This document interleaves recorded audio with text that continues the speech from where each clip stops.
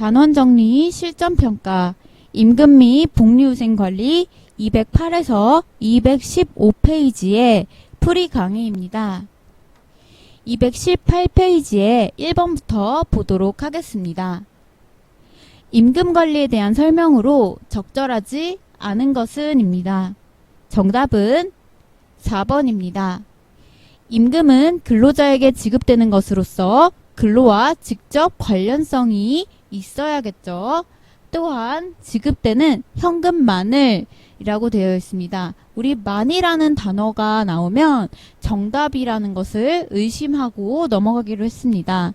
따라서 현금과 현물을 포함한 금품이 우리 임금에 해당한다 라고 하였습니다. 2번 문제 보도록 하겠습니다. 임금의 개념과 역할에 대한 설명으로 적절하지 않은 것은 입니다. 정답은 네, 4번입니다. 임금의 상한선은 기업의 지급 능력이라고 하였고 생계비의 경우에는 하한선이 된다라고 배웠습니다. 따라서 이 둘을 잘 구분해서 공부를 하여야 합니다. 다음 문제 넘어가겠습니다. 3번입니다. 임금에 대한 설명으로 적절하지 않은 것은 입니다. 정답은 4번입니다. 평균 임금이란 산정 사유가 발생한 날 이전 3개월 동안의 평균 금액을 기준으로 선정한 것으로까지는 맞습니다. 그러나 해고 예고수당, 휴업수당, 영은잔 근로 가산수당 등은 이제 통상 임금에 해당한다라고 볼 수 있습니다. 평균 임금에 들어가는 거는 예를 들면 퇴직금 등이 있겠죠. 퇴직금 특히 잘 기억해 두시기 바랍니다. 4번 보도록 하겠습니다. 임금 수준에 대한 설명으로 적절하지 않은 것은 정답 3번입니다. 생계비는 종업원이 시민으로서의 문화생활을 하는데 필요한 소득 수준을 의미하기에 그 객관적 근거가 분명하다라고 되어 있습니다. 생계비의 경우는 이제 소득의 원천이기 때문에 자신의 삶과 가족의 생계 문제를 해결하기 위한 것으로 이제 임금 결정 수준에 있어서 하한선이 됩니다. 그래서 그 객관적 근거가 분명한 것이 아니라 불분명함으로 우리는 그에 대한 그 근거를 정부에서 최저 임금 제도라는 것을 마련해서 두고 있습니다. 따라서 정답은 3번입니다. 다음 209쪽으로 넘어가도록 하겠습니다. 5번 임금 수준 결정의 내부적 요소에 해당하는 것은 입니다. 정답은 1번입니다. 나머지는 이제 기업 외부에서 존재하는 요소고 기업의 노사관계, 노동자와 사용자의 관계는 기업 내부적 요소가 되겠죠. 6번 최저임금 제도를 채택하는 목적으로 가장 적합한 것은 입니다. 정답은 1번입니다. 근로자의 최저생활 생계 보장을 위해서 우리 최저임금 제도를 도입한다 라고 하였습니다. 7번 2019년 최저임금과 2020년 최저임금안을 순서대로 연결한 것 중 적절한 것은 입니다. 정답은 3번입니다. 자, 2019년도 같은 경우는 8,350원, 2020년도 같은 경우는 8,590원이 최저임금 이제 안이 되었습니다.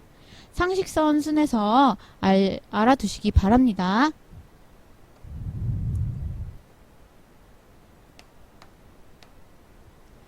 8번입니다. 임금 지급의 원칙으로 적절하지 않은 것은 입니다. 정답은 4번입니다.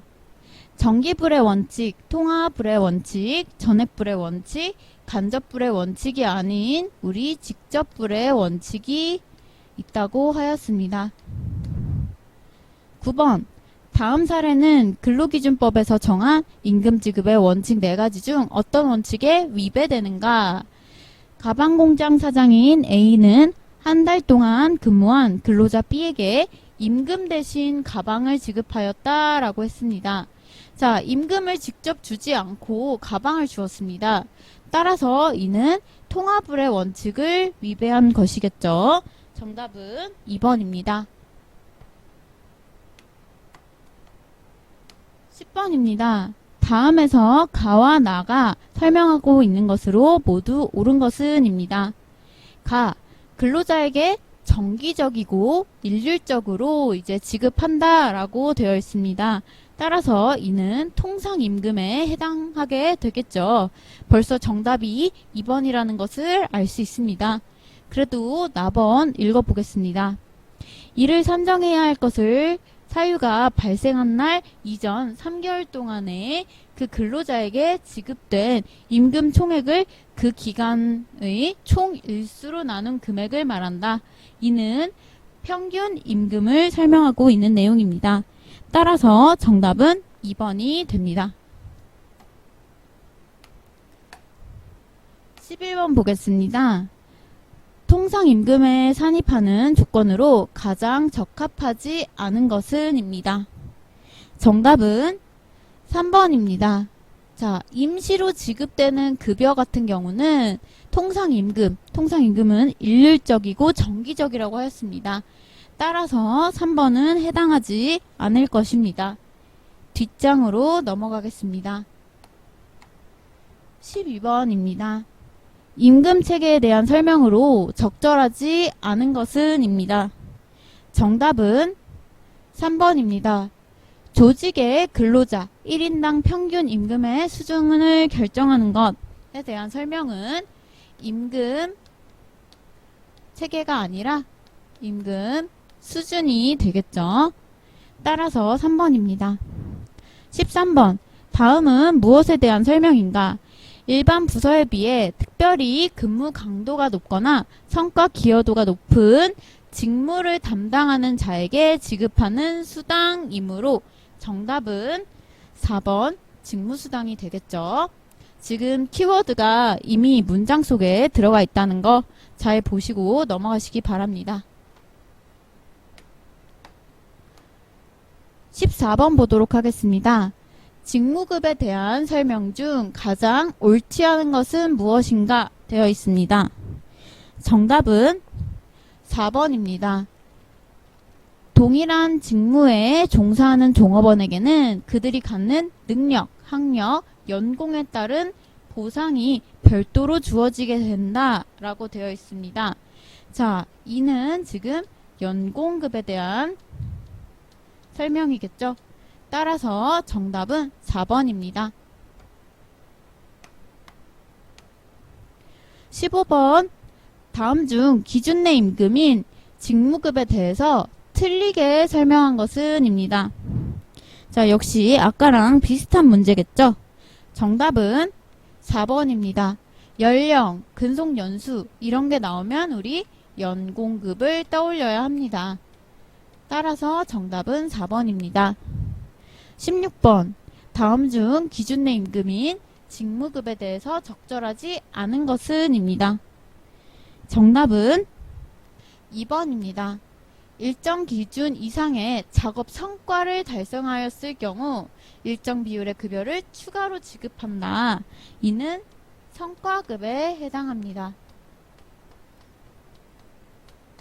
자, 역시 그 직무급이 아닌 것은에 대한 설명 문제 나왔습니다. 다음 17번 문제 보도록 하겠습니다. 다음 중 직능급의 설명으로 가장 적합한 것은 무엇인가입니다. 직능급은 직무급과 연공급의 성격을 동시에 가진다고 하였습니다. 따라서 정답은 3번입니다. 직무 내용과 수행 능력을 복합해서 종합해서 임금을 결정하는 형태입니다. 자, 나머지 이제 오답은 학력, 연령이라고 하면 우리 연공급이라고 하였고, 직무 내용과 직무 난이도가 나왔으니 직무급이 될 것이고, 4번 역시 직무 분석을 기초로 하고 있으므로 직무급이 될 것입니다. 18번 다음은 시간급 임금제도를 사용한 경우이다. 그 중에서 옳지 않은 것은 입니다.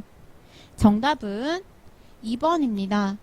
생산량을 증가시키고자 할 경우에는 우리 성과급을 사용하여야 합니다. 나머지 경우에는 이제 시간급을 사용해도 된다라는 거 알고 계셔야 합니다. 다음으로 넘어가겠습니다. 19번으로 넘어가겠습니다.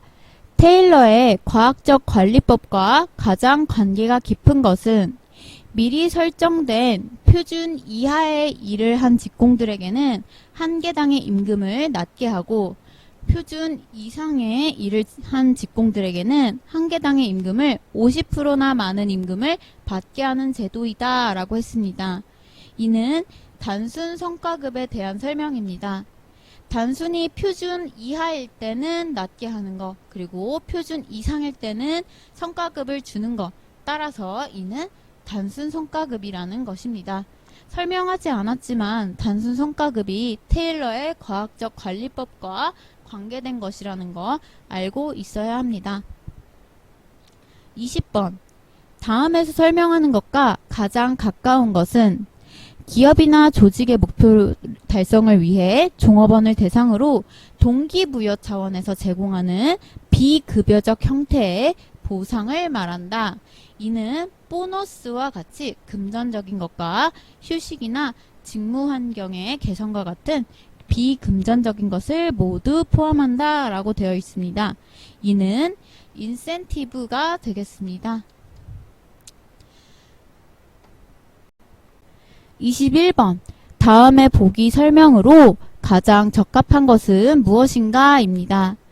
업무의 초과 달성의 경우나 성과에 대한 보람을 느끼게 하고 지속적인 업무 자극을 위하여 지급되는 임금으로 보너스라고 하는데 우리나라에서는 저임금을 보충하기 위한 생계 보조비로 기본급 성격으로 퇴색되고 있다라고 하였습니다. 자, 보너스 하면 상여금 혹은 인센티브를 떠올려야 합니다. 따라서 정답은 1번입니다. 22번 우리나라는 법정 복리후생으로 건강보험, 연금보험, 고용보험, 산업재해 보상보험 등을 운영하고 있다. 이는 근로자의 어떠한 욕구를 충족시켜 주기 위한 제도인가? 라고 되어 있습니다. 정답은 1번 안전욕구입니다. 안전욕구는 이제 가장 하위에 있는 욕구로 법정 복리후생에서 추구하는 욕구가 되겠습니다.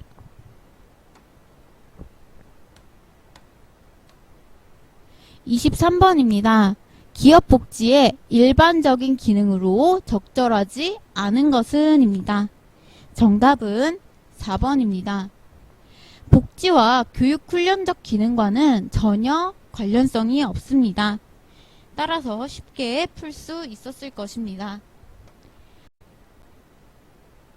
24번 다음 보기에 복리후생제도 중 법정 외 복리후생끼리 묶인 것은 입니다. 정답은 3번입니다.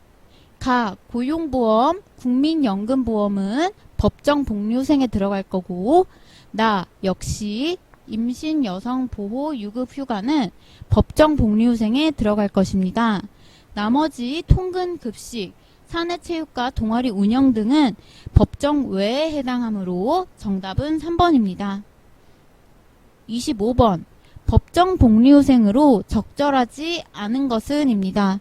정답은 1번입니다. 금융 및 공제제도는 법정 외 복리후생이 될 것입니다.